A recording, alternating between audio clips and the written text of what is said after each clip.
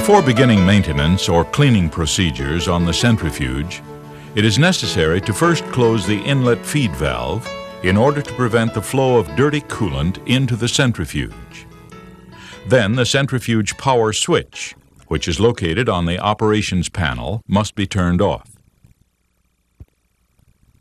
Next, apply the centrifuge brake. The revolution indicator will gradually come to a halt, indicating that the centrifuge has stopped spinning and the hood can be opened for service. Once the revolution indicator has completely stopped, you will notice excess coolant flowing from the drain pipe and coolant in the sight glass at the top of the centrifuge hood. When disassembling the bowl, it is very important to be sure that all excess coolant is drained. This is accomplished by opening the hood drain valve located on the right side of the centrifuge. After all of the coolant has drained from the pipe, be sure to close the valve. Now, Master Chemical Service Technician Toby Hetman will show us the tools necessary for the job. The tools needed for disassembling and reassembling the centrifuge bowl are, first of all, the large spanner wrench to take off the main locking ring on the bowl. Next, we have the small spanner wrench for taking off the locking ring on the regulator ring.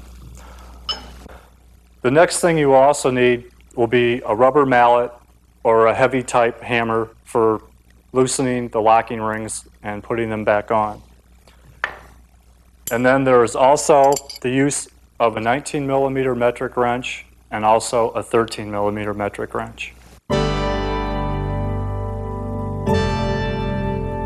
To begin opening the centrifuge hood, remove the 3 hood bolts. They're located on the right side of the centrifuge, the left, and the final one is at the rear of the hood. Use the 19 millimeter wrench to loosen the bolts.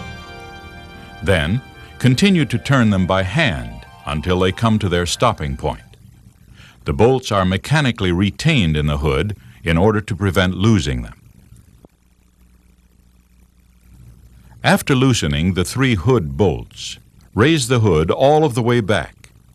Be sure that the safety latch catches so that the hood will not fall down. The next step is to engage the locking pins which prevent the centrifuge bowl from spinning. There are 0 marks at the top and bottom of the bowl which must be lined up with the locking pin. Then tighten the pin down and you will be able to feel it securing the bowl.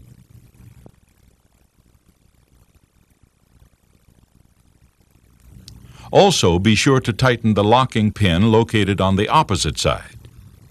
At this point, the bowl should not be capable of rotating. The bowl top locking ring is the first item for removal. With the large spanner wrench and the hammer, loosen the ring with a left-hand thread motion. Then, proceed to remove the ring by hand. The small locking ring which holds the regulating ring down can now be removed. Use the small spanner wrench and tap gently with the hammer, removing the ring with a left-hand thread motion. Then, complete the removal of the ring by hand.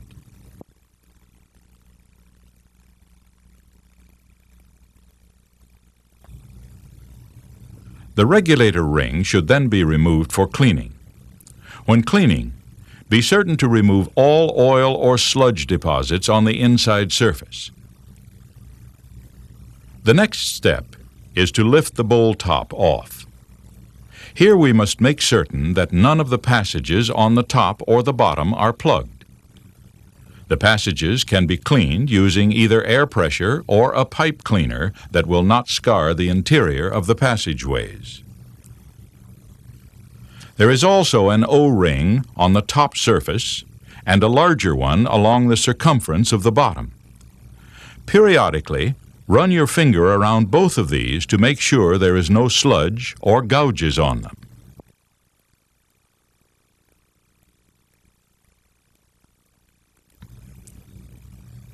The disc stack should be removed for inspection and cleaning next. As you can see, there are individual discs stacked on top of each other. The only time that these would need to be removed for individual cleaning is if the holes on the bottom of the stack are plugged up. If this is not the case, the entire stack should be allowed to soak in a container of cutting fluid or machine cleaner, and then blown off with compressed air.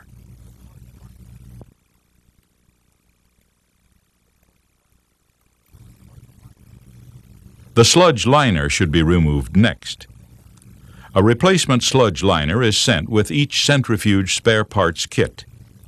This assures that the sludge liner replacement can be accomplished with minimum downtime by simply exchanging the dirty liner with the clean spare. After the centrifuge is restarted, the operator can finish cleaning the dirty liner at his leisure. After removing the sludge liner, it is necessary to use a rag and wipe the bowl clean. It is also very important to wipe the thread area clean in order to prevent galling of the stainless steel threads. To remove the bowl bottom, use the 13mm wrench to loosen the hold-down bolt. This bolt has a right-hand thread and can be removed by hand after loosening with the wrench.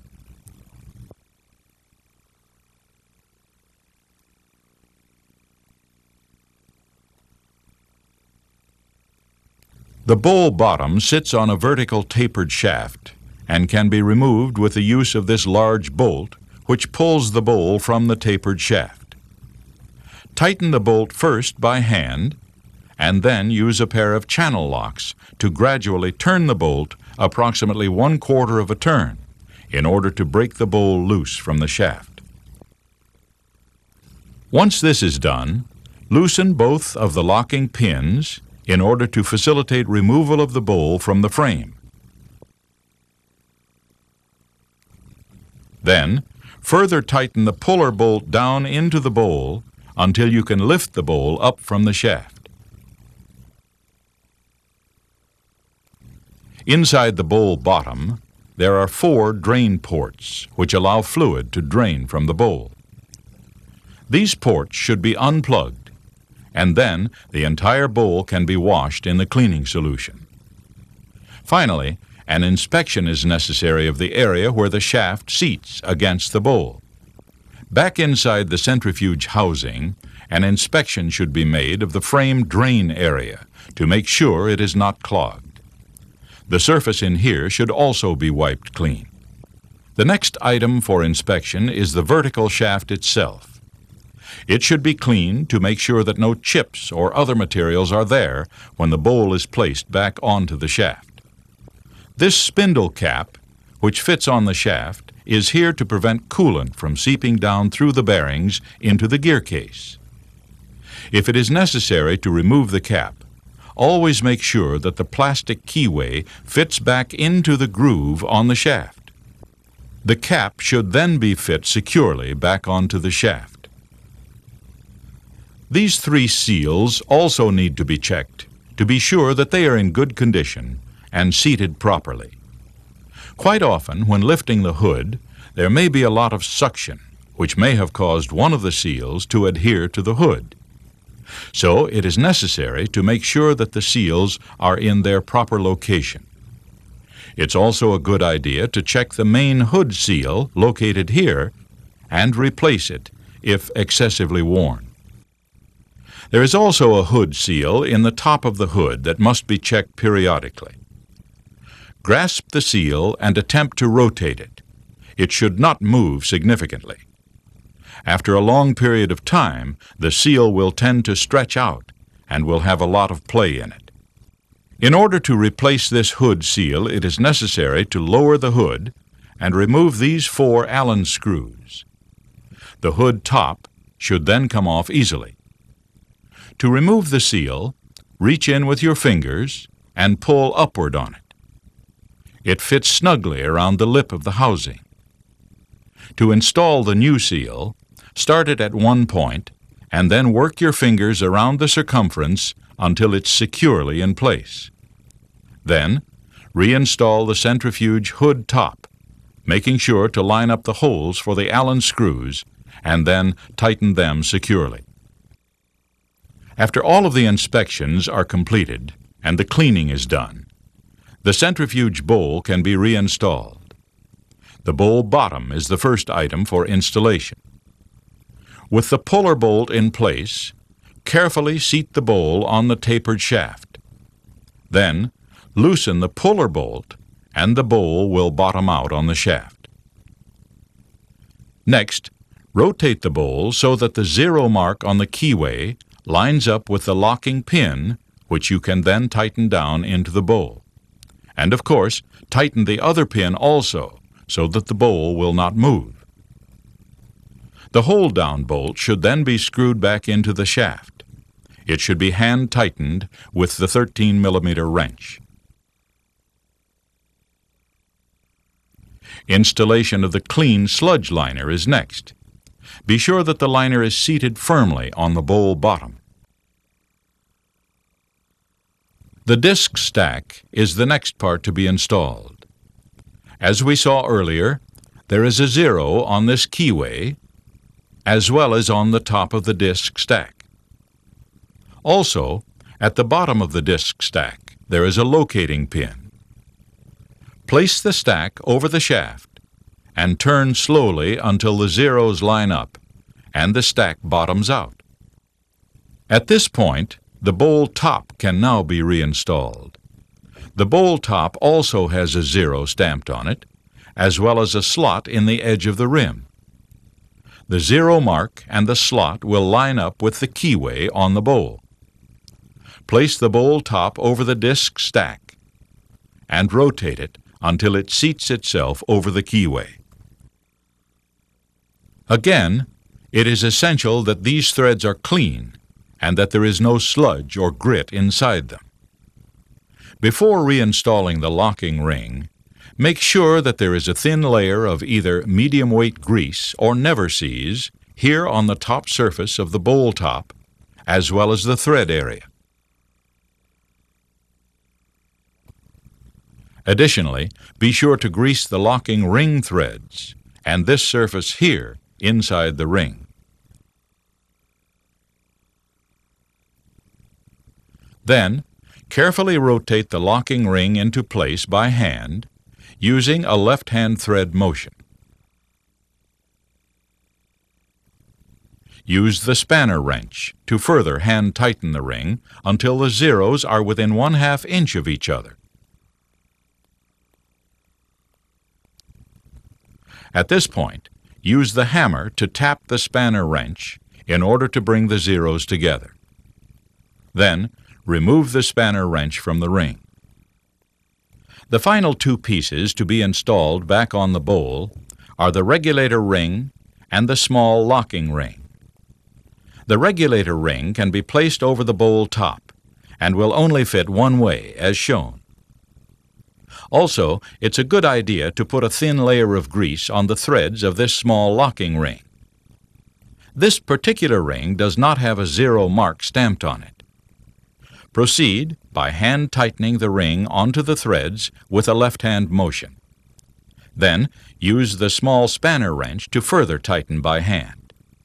Finally, tap the ring with the hammer to snug it up. After the bowl has been completely reassembled, you must remember to loosen the locking pins approximately 4 to 5 turns each. This will assure that the pins will not interfere with the rotation of the bowl. Then, it's always a good idea to spin the bowl by hand to verify that the bowl is not restricted from rotating. If the centrifuge hand brake was left on during disassembly and reassembly, the bowl will spin with difficulty. Thus, it is very good practice to check by spinning the bowl. The hood can then be lowered back into place, and then the 3 hood bolts should be tightened using the 19mm wrench.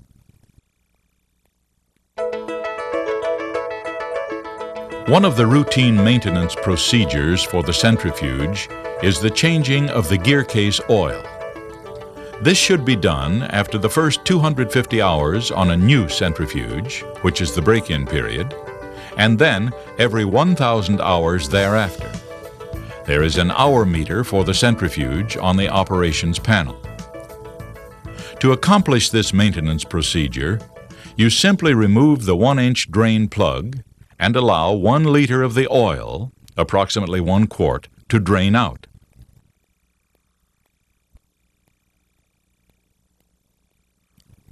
After all of the old oil has drained, replace the plug by hand.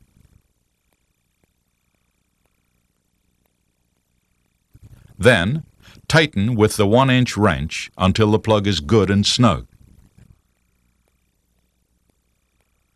After draining the gear oil, the revolution indicator housing should be removed for inspection of the gear case.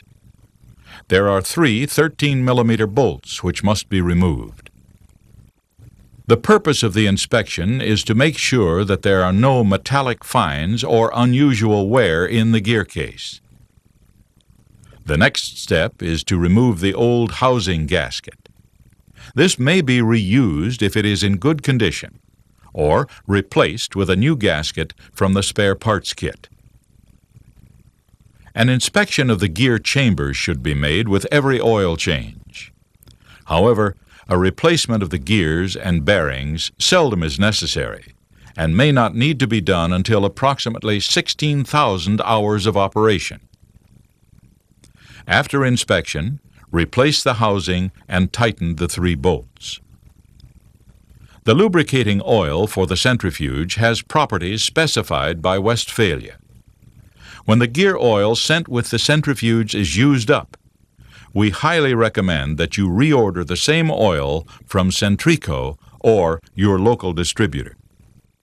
Remove the fill plug and then fill the gear case here with the oil. There is a minimum and a maximum level mark near the sight glass for proper filling of the gear case.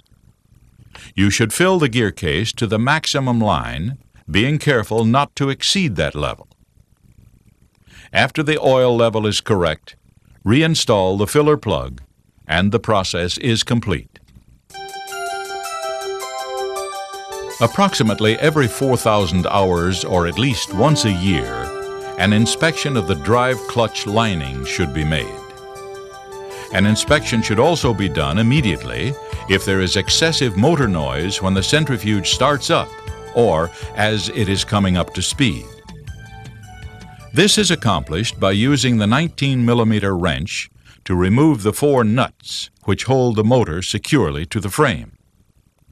The motor should then be carefully pulled out from the frame and allowed to sit on the centrifuge plate.